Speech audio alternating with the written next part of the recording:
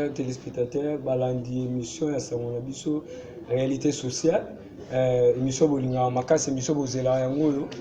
Lelo toye na bino na plateau na d'invité oh esalama na mtene émission oh lelo boza surpris na yembi moi si na yembi moi mbali donc on doit parler au etali mama mboka et puis to solo na mingi na makambo eza social vraiment na moni papa na ngai bonjour apporte Pichungo Bila.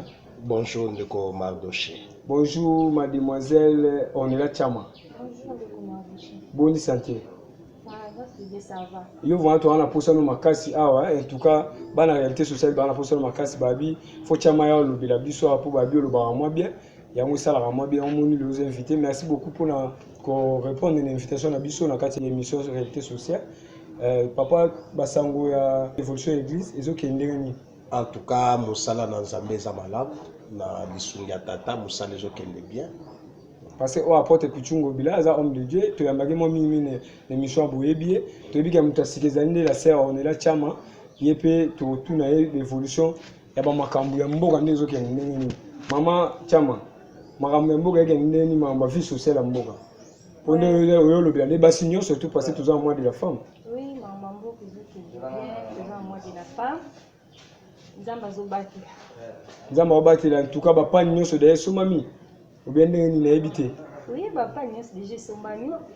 C'est par là maintenant je comprends que to banane na maman Onela Chama ba question ezani pa maman Onela Chama yemu tazana na maluba maman to ebité ndenge le 8 mars ezoya le 8 awa to ebité fête yango ezara mabongisika il faut que moi si basombele lamba pour tout le monde ba couple belezo kabwana pour mambo oyo to ebité za obligatoire il faut moi si basombele ka liputa bepe roza na mutende ozana latino robe no ya kala pe ozongi no ka jour na pe ça monde ni usala ndeni so lati lamba kala jour.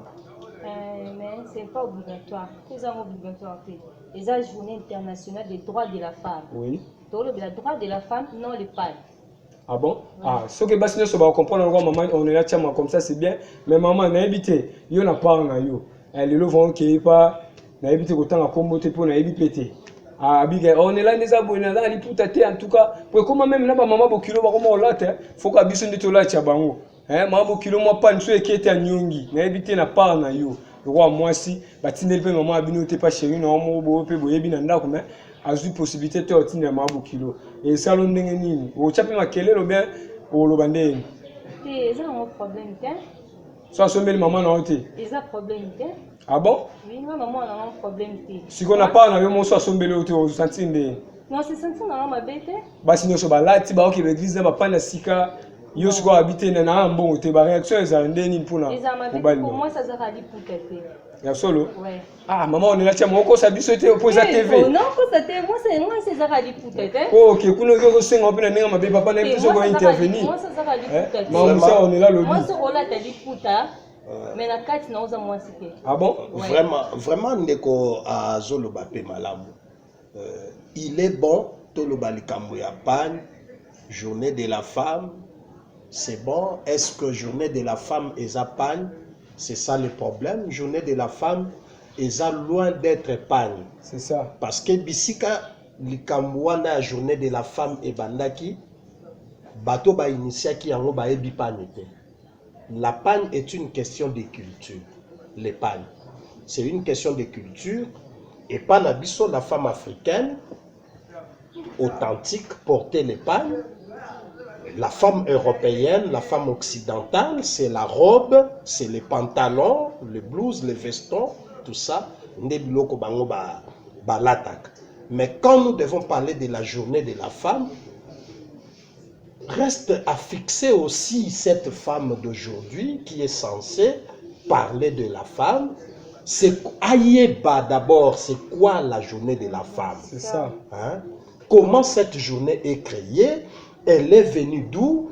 Pourquoi elle a été créée? Et puis, quelle est cette femme à qui il faut accorder les droits que la femme est en train d'exiger?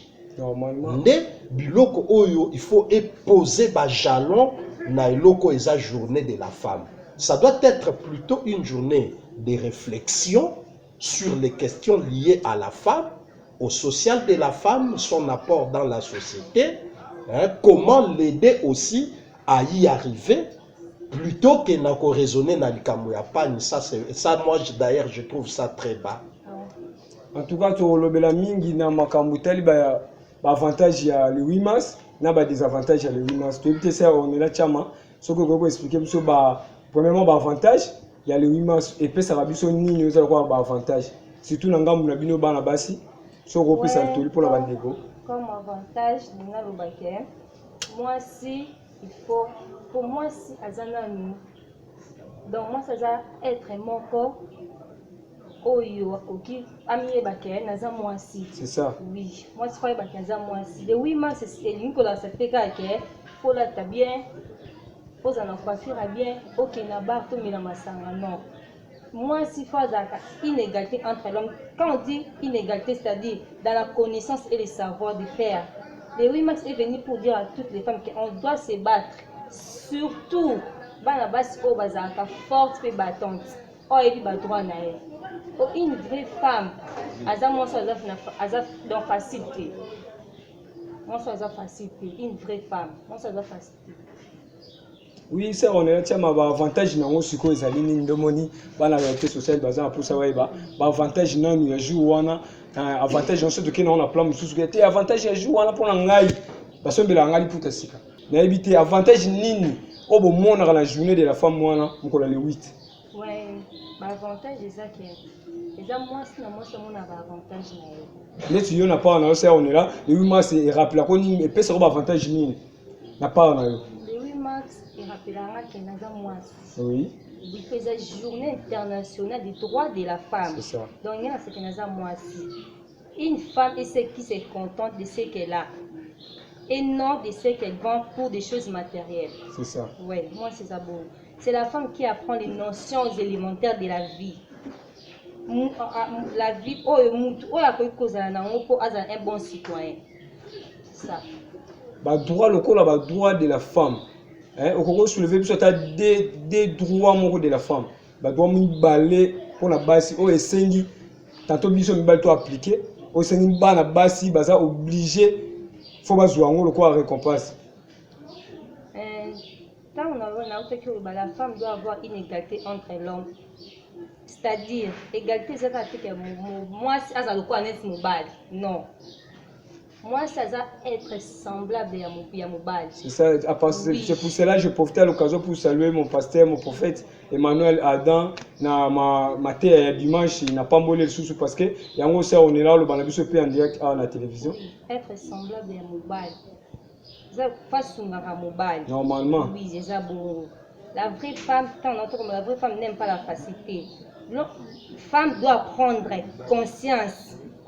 Moi ça le coup là moi ça un thème il y a bon maman moi si avec un grand F coco et moi si donc faut prendre conscience surtout les femmes congolaises faut tout mieba faisant basi mais sous ndio bazao ba comment ba facilité moko boye ako ananda pour mobile na kosu bali kutata kesa ba buzo bali banda. Donc moi si tu te reconnaître la valeur na biso te reconnaître que tu as moi si c'est ça, merci beaucoup balandi busango ya émission réalité sociale. Oui papa namoni ongo coach amolo omona kati wana na mambutali ba avantage ya makambo de 8 mars na éviter avantage vraiment pour na ndeko na biso ya basi pour na le 8 mars oko soulever ba oni ni quoi conseil. Bon na ndenge na zomonela eloko wana la journée de la femme, je vois ça plus dans son optique oyo bakela ki journée wana. C'est la journée internationale des droits des femmes. C'est un jour où la femme doit faire entendre sa voix par rapport ya oezali ba droit oezo revenir na femme. Vous voyez, c'était en 1975 lorsque Nations Unies a déclaré journée internationale de la femme, hein, comme le 8 mars est la journée Oyo, il y a femme. Pourquoi? Mais ça a une origine historiquement. Oui. Hein, c'était la femme Clara Zetkin, elle était de nationalité allemande.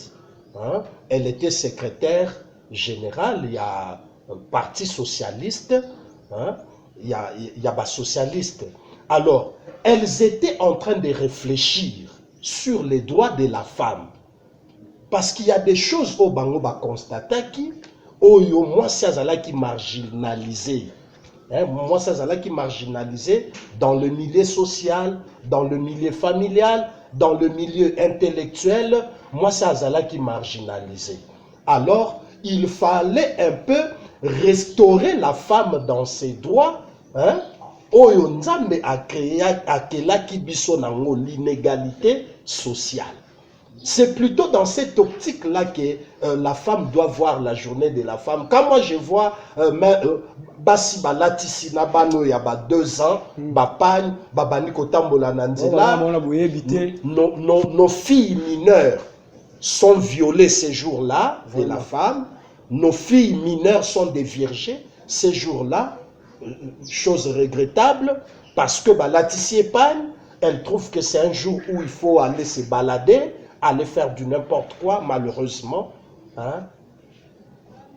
Merci beaucoup, Apôtre Pichungo Bila. En tout cas, nous avons le lobo à décider et le monde Apôtre Pichungo Bila. Papa, tu as vu qu'il y a opposé en cas de politique. On doit parler aussi de la politique. Nous avons vu qu'il y a aussi mais pour moi, nous vraiment mis. Parce que bah, vivre bien. Attendez, tu la journée de la femme. On a évité ça. On est là déjà. Mais on bon ça tout non.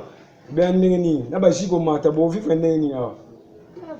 Kabo ndenge ni biloko zo mato ko pesa sango ni pona bandeko no ba zuli puta te po yo dene bo zuli puta atande ngo pesa sango bongo na yebi ke ozuda eli puta na yo donc ba ko yo ko te bolu kama puta na bino sa on ela za dene li puta na ye za li puta ta fait bandeko ko ba zuli ma puta te journée de la femme ezara te ko la ta li puta amen oui journée de la femme ezara te ko la ta li puta comme la journée internationale des droits de la femme donc moi si fois y bande ba droit na ezara c'est ça faut ba no mi be ko na yo ezara ma ba li puta te c'est ça.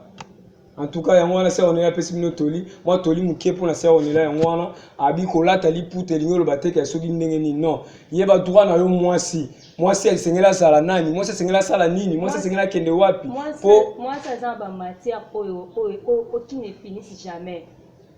Donc moi si les a raté au mima moi si faut ça moi ça d'inspiration na ba idée.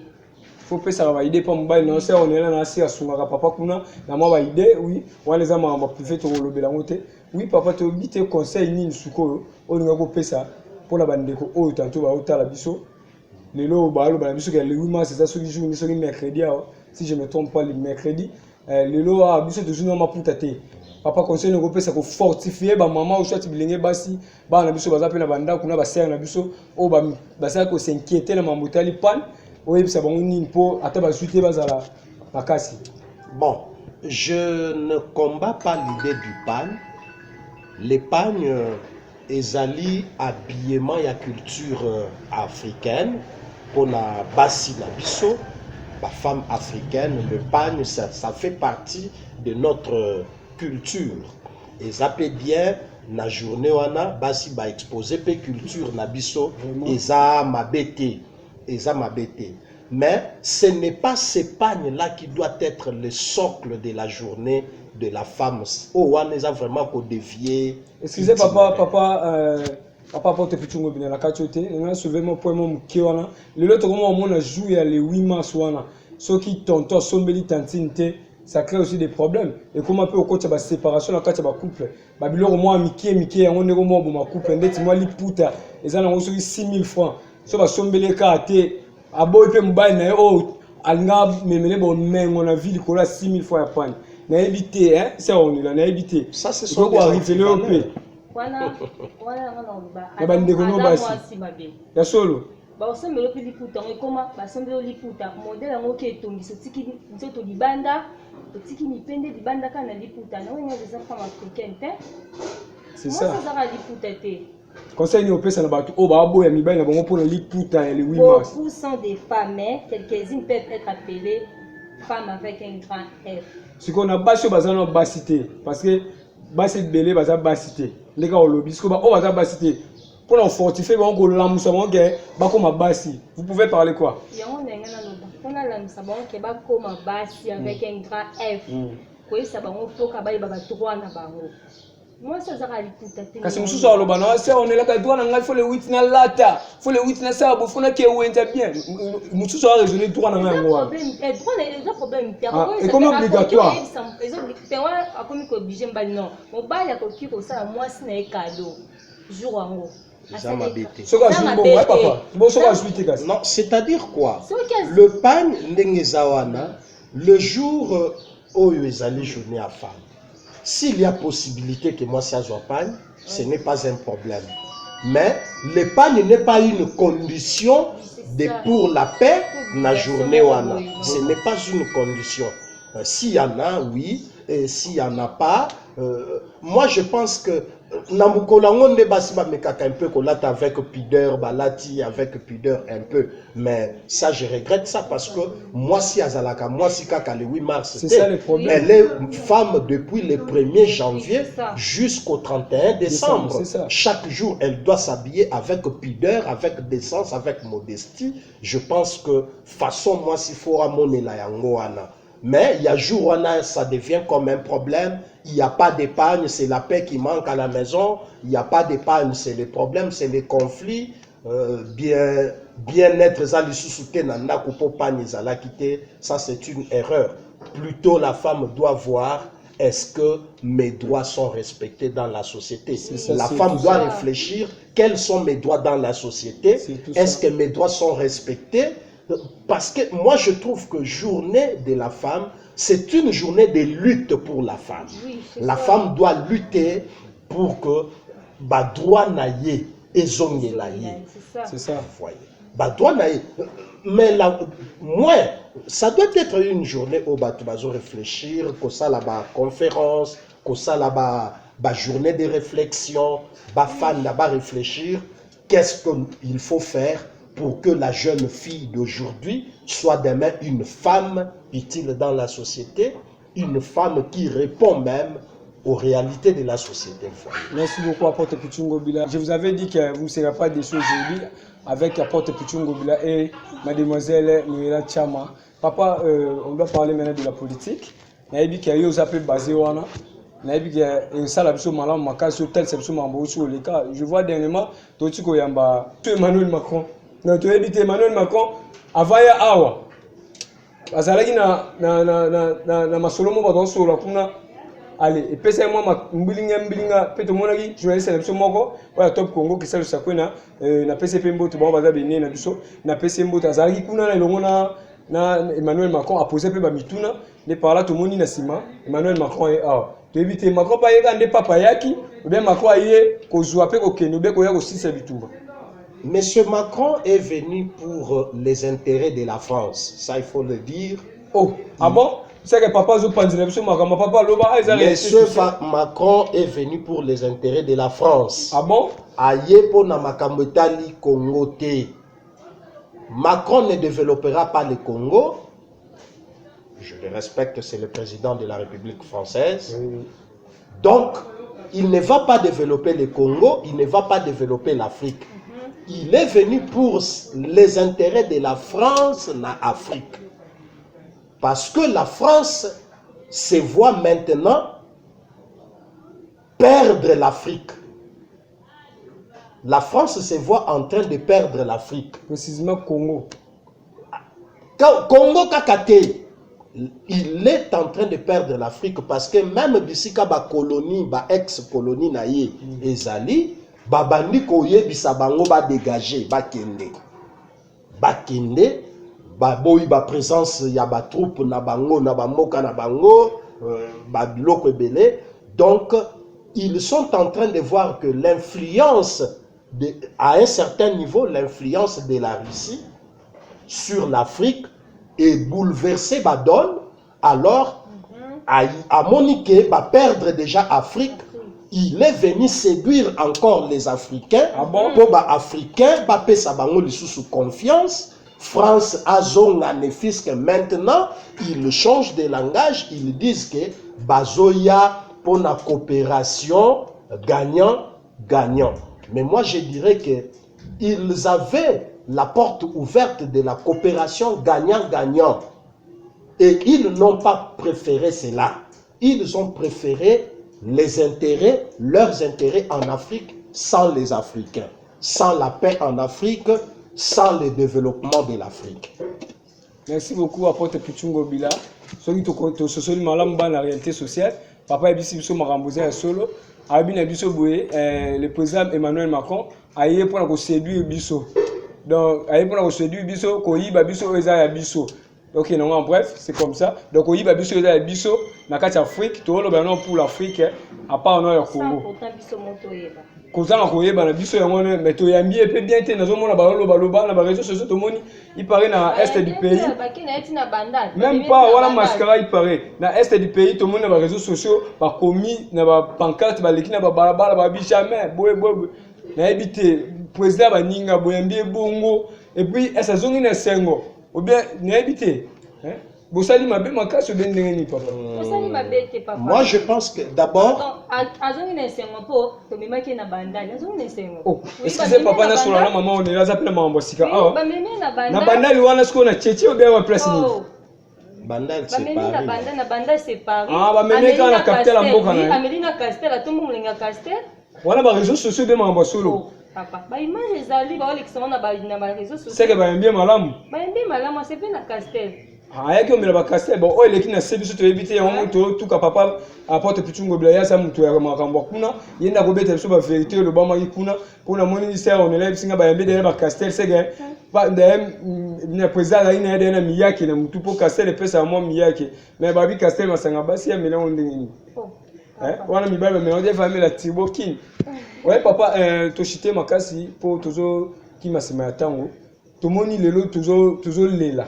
Mboka za olela mboka vomeza ya kolela na ebité so bino po mboka za olela entre bino boza na boîte mais petit peuple azo souffrir azo kanga tout le temps bazo ko revivre te na oye kokyo matate je vous dis papa et mati na oye kokyo matate lokwa ba mégabyte fiesta donc na ebité mege mati na ba pile ka likio to so ba 200 fois c'est 300 fois aujourd'hui papa na ebité tozo keni wapi Congo soki ne wapi nyonso wana to tela mo kozamboko ben biso beto ko misibe be fond na éviter sangoni ko pesa bana réalité sociale.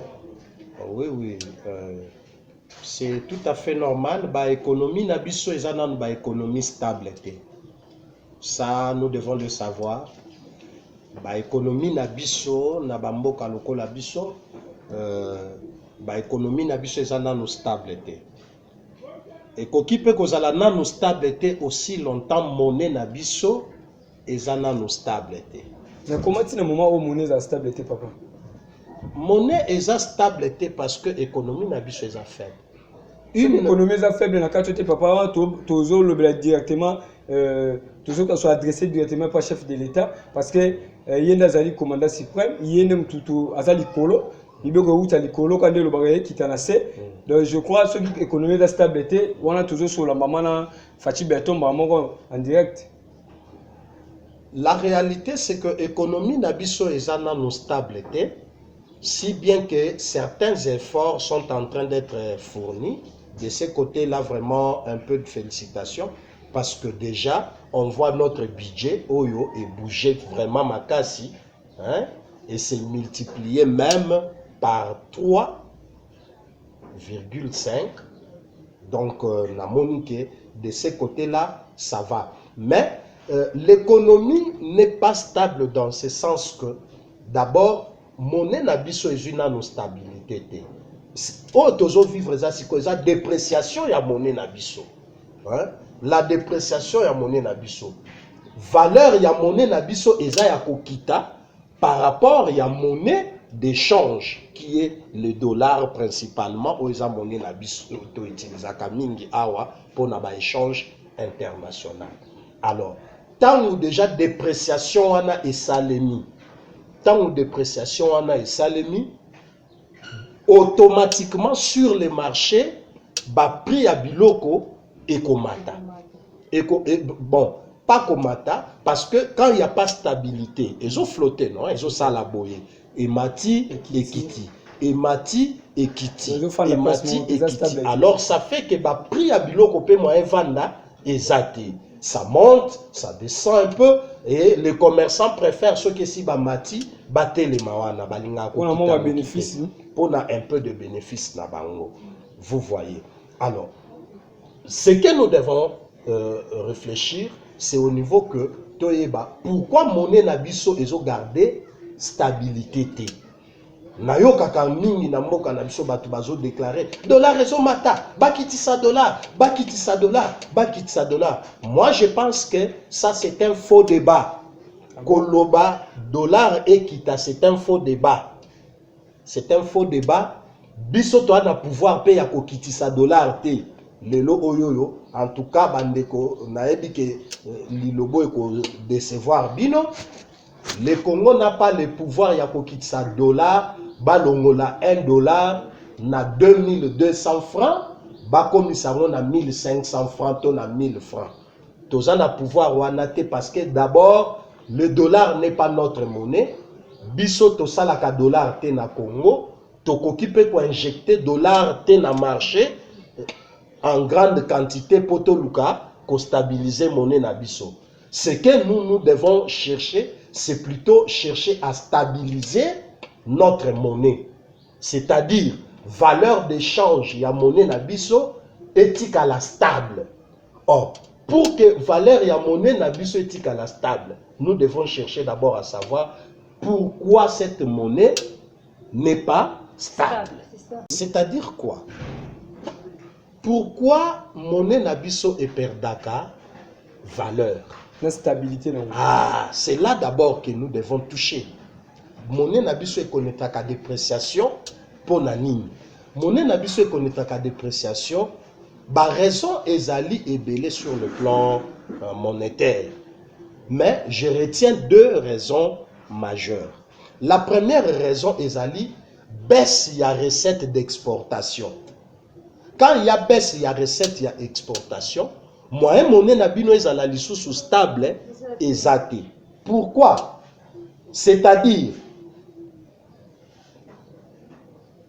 bino bozo exporter moins, bozo importer plus.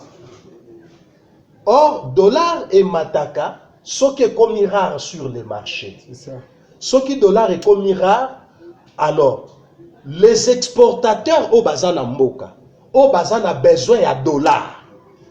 Pour ba kende ko somba biloko bango ba importaka, les importateurs. Au ba somba ka biloko libanda pour ba ya nango awa. Alors, ceux qui tant bazana besoin ba kende ko somba, ba écouler marchandises na bango non, ba tekaki na franc congolais. Maintenant pour bango ba kende ko somba, étant donné que franc congolais est monnaie locale. Ma franc congolais, il faut pas mes dollars. Ils auront besoin de dollars. Alors, qu'est-ce qu'ils vont faire? Bako injecter franc congolais dans le marché pour récupérer dollars. Quand ils récupèrent les dollars pour bangoba sala achat, dollar est limite. Sur le marché awa dollar est comme rare. D'office il faut émat. Même pendant que bangoba zo récupérer dollars. Pour avoir dollar rapidement, à cause de l'obligé, à chana tomoko est élevé pour récupérer dollar rapidement. Pendant qu'il y a ça le mouvement sur le marché dollar et saline. Or, et loko était kamaka 1 dollar na 2000 francs. Tangu coup ya échange commis na 2200 francs les 1 dollar et loko wana pe kuna elandi prix wana. Alors en francs congolais et loko wana emati. Et ça, merci à Porte Pichungo Bila. Je vous avais dit aujourd'hui, vous ne serez pas décis. Naïlonga va inviter au Naïpsa Bino Bourouza de citer à Porte Pichungo Bila le bien. Et je vois aussi la sœur Onela Chama, elle parle aussi très bien. N'a pas maman Mboka après Naïbi qui a toujours un peu s'abassé à Maïle Bouindé dans Mboka parce que Babi femme sage à Sunganda, qu'on a vu qu'il y a des années Maramouza de les colons des Alara. Oui, sœur Onela Chama, n'a zone suis pas naïo. Na ebité siko okoko pesa conseil nindi papa lobi pona bato ba monike fieste mati pour comment becha moi libaku fieste mati pile torche mati au pire saliboy donc c'est-à-dire na ebité conseil ni pesa mo fanda vraiment na kimia lokola après te peux expliquer biso malamu awa na mamotali dollar ndenge matela ndenge papa utoloba peuple congolais ça le constat donc ça c'est ça le constat faut to yeba source ni pesika ligne oyo kasi na minute au passe on les ozongela biso petit peuple pour besoin de te ko somba megabyte osomba ya 500 boy osomba ya 500 ba peso mukie na micho ala ngai na beta libaku opesi nga mege mati en tout cas bino vraiment mboko vraiment na ebite par là bato bongo yo koko pesa ba tolini ni bato ba osomba ka fiesta na 600 ba osomba lo mai boy na 600 français ezaka ke babeta libaku te babeta libaku te ça yo pe na micho beta na libaku te quelque pas soko soma mega pour na ebi ozala tout temps ligne ato beti libaku siko na minto sana ato beti libaku kasi conseil ni na ba konzamboka okoki pesa conseil na ba konzamboka po esunga pe piso petit peuple o tozana se tozosomba biloko to beta libaku te ba konzi basala ni kaka ba makamba po ebisa nde biso nde tovotaka bango donc soki biso pe tozolela tozela badécourager mpe biso nalingi naloba lisusu boye papa na likambo etali makambo ya transport nayebi te transport emati mbala moko bajus na baopire emati je sais pas transport emati mbala moko lelo moto ekomi so oza na 10 000 francs te na poche otambola na moto te surtout bana basi nde bamataka moto tout le temps donc toyebi te kabia mpe eza ya komata tobe ndenge nini parce que transport na mboka na biso, le domaine des transports ezo souffrir à un certain niveau na irresponsabilité il y a ministère du tutelle. Je m'en vais dire au ministère des transports, nous avons un ministère des transports sur le plan national et sur le plan provincial. Il y a un ministère des transports. Et transport et mati sikoyote. Transport et mati, ça fait même des années. Prix à transport est stable. Prix à transport est connu. C'est ça. Prix à transport est ali. Donc vous sortez de la maison, remplissez votre poche parce que vous ne savez pas le transport va coûter combien. Vraiment. Aucun pays ne marche dans ces désordres-là. Et je m'en vais dire ici que ceux qui sont à côté moko oyo, ba Congolais, ba kotomboka pour na mandat oyo, eza na domaine à transport principalement. Principalement. Donc bandeko wana basungi mukonza mboka te pour réussir mandat nae. Les transports c'est un secteur très désordonné na mboka na biso. Prix à transport et ébanité, ils ont contrôlé. Donc, Moutazo fixé prix à transport à la hausse, x2, x3, voire x4. Encore plus grave, Nazoyoka jusqu'à Liboso ya hôtel de ville. Moutaye na Moutouka telemi Liboso ya hôtel de ville. Transport 1500. A multiplié prix à transport par 3. Hey. Pe azobelela à haute voix devant l'hôtel de ville. Et si Mutu a fixé un prix à transport. Et si bureau Mutu wane zalaka. Bureau na esike. Azobelela. Ils ne vont pas nous dire il y a le gouverneur de la ville, il y a le ministre des transports national, puis ministre provincial des transports. Ba ministère Moussous, moi je dirais ici, et ça, ministère, il y a 100% na bureauté. Un temps au bureau, un temps sur le terrain, pour savoir ce qui se passe. Vraiment. Pourquoi vous aimez beaucoup les bureaux?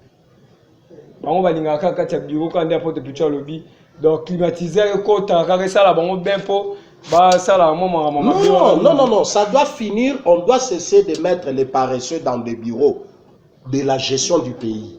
On doit mettre les gens qui aiment le travail et qui veulent travailler. Quittez vos bureaux par moment, descendez parce que c'est le peuple qui vous amène au pouvoir. Ouais. Vous n'allez pas au pouvoir pour vous-même. Merci beaucoup, Apôtre Pichungo Bila. En tout cas, nous sommes bénis aujourd'hui, nous sommes bénis. Cette émission, vraiment, c'est génial, vraiment. N'a pas en abandonné bolinga émission Zalabo. Et talanenge, maramambo katogi ba vérité belé. On ngana to yeba gité Apôtre Pichu na maman. On est là, chama ba panzeli biso to yeba. Oui, papa, ba question ya suka. Ngana tu na bino bana ya réalité sociale bazelaka. kande na lobela bino aza Thomas Nzambe apporte Pichungo Bila aza pe moko ya ba politicien ya mboka oyo ya munene pe mosala Nzambe ya munene pe ya mboka oyo ne boyoki ndenge apanzisa ngo ya mboka boye to zupe otokoya koyeba bato mayele boye nde to luka na ba place wana oyo bato nsu ba la na bango bapongi toza na posa bato mayele kwa ba apporte Pichungo Bila boye baki kosala musala oyo peuple aza na bosenga na bango. Oui papa toyebi ke ozali homme de Dieu mais du moins makambu o etali culture boye olandela yango pe mwa mingi to mona ki ndeko na biso notre musicien Fally Ipupa azalaki na président Macron ba pesana ka mbote mais toyebi te toyemona dernièrement ba panzi ndaku ba panzi mituka ba zikisi nyonso toyebi te ezalaki politique ou bien ezalaki mbote ka ko pesaki président Macron on va sala ngombe ma tozoka ba tozolela na kombo ya bato ya IDPS il paraît parlement debout ce pays IDPS nini ma groupe ya bato na komba IDPS bazo saluer kaka réputation ya parti ya Mokonzi Mboka babi baiki osala makambo wana ndako ya artiste na biso apesa rapé le même ya makasi na mboka na biso Congo to éviter kokolo lo bani par là le quoi conseil na kombo ebimaki loko la partie IDPS to éviter ceux qui ba conseil le IDPS makambo so pesa ya bango to éviter pour na ndeko na biso Fally Ipupa. Par là je dirais que les musiciens nabiso, baza batu ya culture, non? Vraiment. Ils doivent avoir une connaissance un peu large ya culture, ba observer. Mboka nabiso ba observer un peu politique ya mboka nabiso, ba observer ba pays wana nyonso o ezo collaborer na Congo. Les relations diplomatiques marchent comment? Hein? Les relations diplomatiques marchent comment? Alors, parce que quand tu vas vers mon ennemi, bah considérer un balamoko ennemi. C'est ça. Même ceux qui ont un problème de mon côté, je ne pense pas que Ndeko Fally a un problème contre la République, toi à quel côté quelque part. Mais le fait qu'il y a une réalité, ça ce n'est pas à cacher. La France soutient le Rwanda. Maman nangai. Ah bon? C'est ça la réalité. La France soutient le Rwanda. L'enveloppe française est remise au Rwanda. Étant donné que le Rwanda aussi soutient les groupes militaires qui sont présents au Congo. Oyo bango balingaka to benga ba rébellion mais za ba rébellion te ezali groupe militaire rwandais au Congo. Alors tant yo okeko sangana okei pa batwana ba pesi mbote obimi lokola traître même ceux qui osa traître. Moi je pense que eza colère ya ba patriote congolais oyo ba sepela quitter na likambwana. Merci beaucoup. Mais je refuse que bacha yango na kombo ya batu ya parti moko boye. Je ne pense pas que baza batu ya parti moko boye. Ce sont des Congolais qui aiment leur pays, basepela quitter. Je n'encourage pas l'acte au bango basalaki. Basalaki malamu te, bokoki kokene kobebisa biloko ya mutu ndenge wana te, mais à un certain niveau j'interpelle naba musicien, naba homme public ya mboka na biso, bazala un peu cultivé, bazala ka informé naba domaine nyonso, po ba kometaka ba erreur mingi te. C'est ça, merci beaucoup apporte Pichungo Bila pour na conseil au PC biso, pour na toliozo landisa makara toujours na makamota limboka. Oui, tout comme vous, on a su qu'avant émission la biso, émission réalité sociale et s'abonnez-vous massivement à notre chaîne Adams TV. Bon les bateaux que je vois ça en mboka et talaga émission ya mbaba mayele boy émission zo ya mbaka ba sa mayele boy ba mbali ya mayele boy ba konta mboka pe ba Hollanda biso.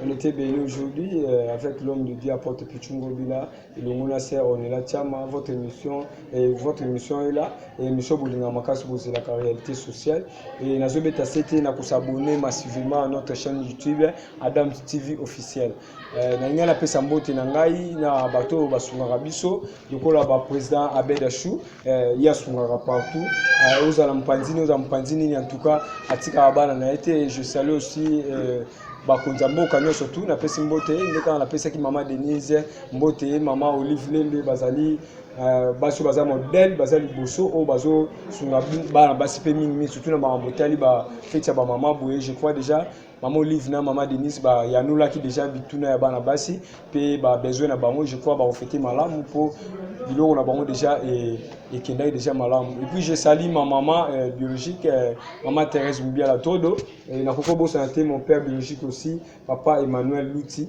Okole là ça salue vraiment ba bonne guérison nous avons passé ma casse belé sous ba longévité à Koba sous je salue mon église la victoire de Jésus-Christ et sans oublier aussi l'église de Pierre Anguilaire ici ka banazami ba sala musala je salue mon ami qui est derrière caméra et Sylvain Madala ici que sa femme sœur Sarah Pemba na mwana bango Sira bébé Sira la lingaro makasi papa t'aime beaucoup sans oublier de saluer aussi apôtre Njuzi et évangéliste Rigen mbote na basala nzambe nyonso etonga la victoire de Jésus-Christ ba département nyonso ba sala musala oui papa mbote na famille na habité maman zola na biso landa kuna soko ko saluer bango mbote na bandeko baza aux États-Unis ba zola na biso vraiment mbote mingi ba mbota lelo ezaka ka ya ba mama na lingi bino mingi ba mama bisika bozali bandeko na nga nyonso bango bila nyonso ya basi na pesi bino ba mbote belé na pesi mbote na mama Sylvie Chirandi na États-Unis mama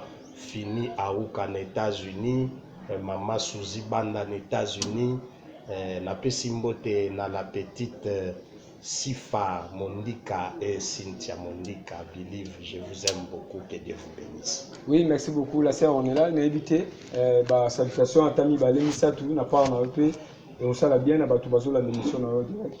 Oui, on a fait ici les prophètes Emmanuel Adam Motesi Kazali. On a fait ici ma maman chérie Motesi Kazali et bonne guérison à ma petite sœur Aimée Foueta.